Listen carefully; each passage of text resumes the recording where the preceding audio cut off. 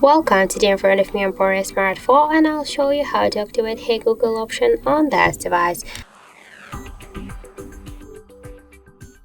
So just first let's open the Google application, and after that tap on the right down corner, then click here to the settings and tap to the voice, then click to the voice match. And now just to activate a Google feature, we should click here on the ones on the switcher, then tap to next, read the description, click yes I agree, and that's it.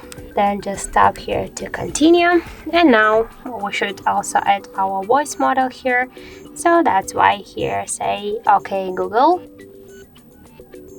okay Google, okay Google, hey Google, and tap here to next.